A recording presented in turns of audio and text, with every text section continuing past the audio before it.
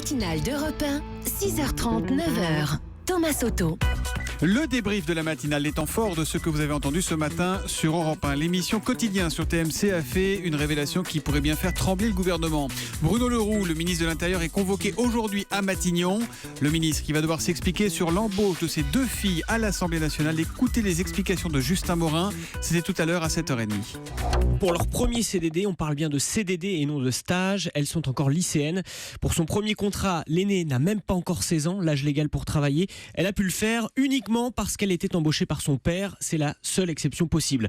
En tout, elles ont cumulé 24 CDD entre 2009 et 2016, 10 pour l'une et 14 pour l'autre, payés entre 1500 et 3300 euros par mois. Mais rien de choquant pour Bruno Le Roux, interrogé il y a une dizaine de jours par l'équipe de Quotidien. Voilà, Bruno Le Roux qui est donc convoqué aujourd'hui par Bernard Cazeneuve, le Premier ministre.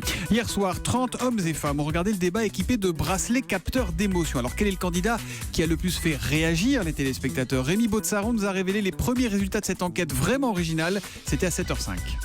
D'abord, sur le candidat qui a suscité le plus d'émotions sur l'ensemble du débat, c'est Jean-Luc Mélenchon qui arrive en tête devant Marine Le Pen et Emmanuel Macron.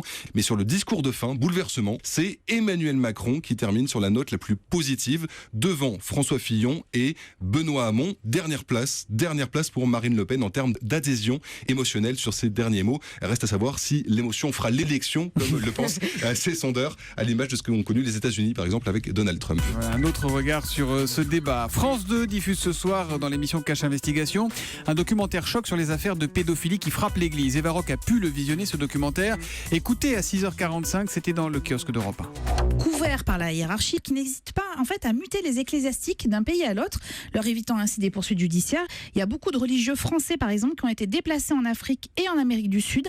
Alors ça choque énormément le père Joulin qui est un des rares à avoir accepté une interview. Il y a quand même cette idée que quelqu'un qui a été un prédateur pour des enfants, finalement s'il va en Afrique ou s'il va en Amérique latine, c'est pas bien grave quoi. Voilà. Pour les enfants là-bas quoi. On est tellement bourgeoisé qu'on se dit puisque c'est les petits Africains et c'est les petits Latino-Américains, c'est pas bien grave, hein, du moment que ce soit pas chez nous quoi. Voilà, Cache Investigation pédophile dans l'église. Le poids du silence, c'est à 20h55 ce soir sur France 2. Et puis Antoine Griezmann est venu fêter ses 26 ans ce matin sur Europe 1 à 7h45. J'en ai profité pour lui demander s'il aimerait bien voir Karim Benzema revenir chez les Bleus en équipe de France. Écoutez la réponse d'Antoine Griezmann.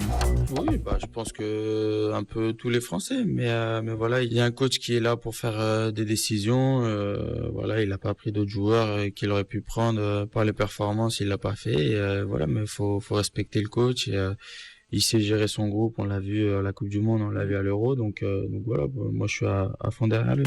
Voilà, beaucoup de réactions sur Twitter, notamment quand Antoine Griezmann dit qu'il aimerait bien venir jouer en France en fin de carrière. Greg, supporter de l'OM, parce qu'il dit je jouerais bien soit à l'OM qui est mon club de rêve, soit à l'OL, l'Olympique Lyonnais. D'une, il faut choisir car il n'y a qu'un seul Olympique. De deux, on n'est pas une maison de retraite. Et puis Kevin, pour son anniversaire, dit offrez-lui une belle montre orange. Ça, il n'en est pas question, je la garde. Ça, c'est le cadeau pour Antoine Griezmann. C'est Drake, dont le joueur est tellement fan, et c'est en imitant Drake qui fait son petit quand il marque un but. Vous savez, Julie, petit geste avec une célébration là, il fait 2 petits téléphones portables. Avec les 2 mains, non? Ouais, je vous sens connecté au foot, vous. Il n'y a pas de réseau pour vous. 6 mois, Julie est en mode avion et on souhaite un bon anniversaire à Antoine Griezmann. Merci beaucoup.